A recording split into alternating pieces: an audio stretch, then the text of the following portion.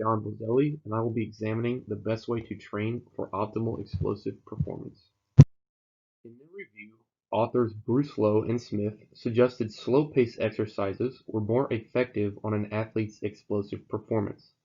They also suggested how these exercises are less likely to cause injury.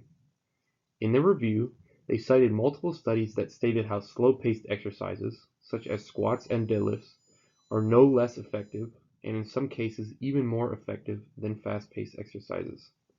Furthermore, these fast-paced exercises, such as power cleans and squat jumps, had a significantly higher injury risk, especially for those athletes still learning how to train correctly. The researchers went on to state how these exercises are not worth the injury risk they pose, since they are no more effective than their slow-paced counterparts.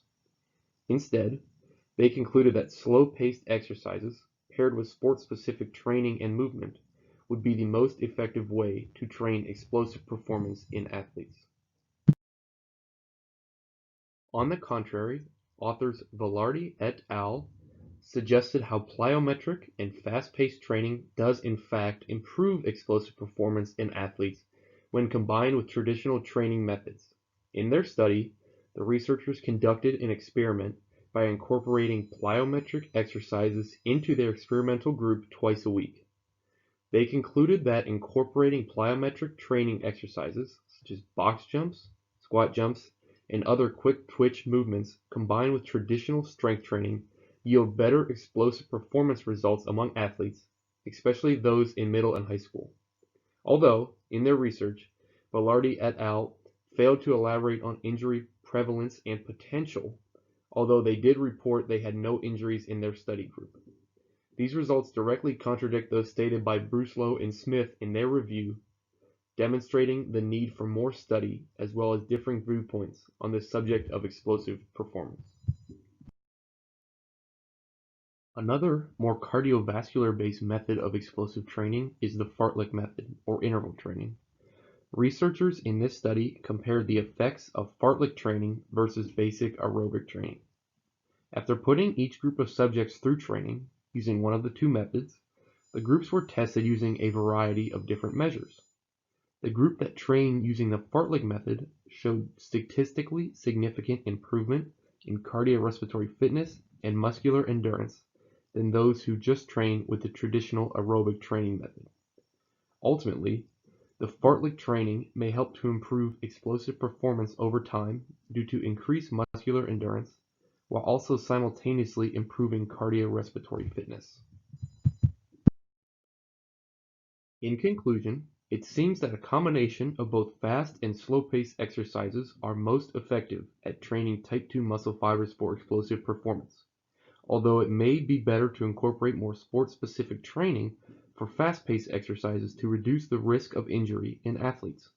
This conflicting data again demonstrates the need for more research and study on this topic, as well as studies over time of the effects of each training method on the body and an athlete's explosive ability over time. Additionally, many factors need to be considered, such as the number of fibers an athlete has, their overall talent and athleticism, and their reception to various training methods. All of these factors, as well as study and methodology bias by researchers, contributes to the conflicting viewpoints on the best way to train athletes for explosive performance. A practical way to determine the best way to train would be to conduct a study using 60 Ohio State students as the subjects. First, the subjects would be separated into groups of 20 each. One group would be designated the control group, or C1, while the other two the experimental groups, E1 and E2. Each group would complete tests before the study, conduct the study over 10 weeks of exercise, and then complete the tests after the study. This would give a baseline as well as the ability to measure overall improvement. Additionally, injury prevalence over the 10 weeks will be measured as well throughout the groups. The control group would train for 10 weeks with an equal combination of slow and fast-paced exercises, while the experimental group, E1, would train with an emphasis on slow-paced exercises. Additionally, the experimental group E2 would train with an emphasis on fast-paced exercises. Fast-paced exercises would include things such as power cleans and squat jumps, along with other plyometric exercises that were quick in motion. Slow-paced exercises would include things such as squats and deadlifts.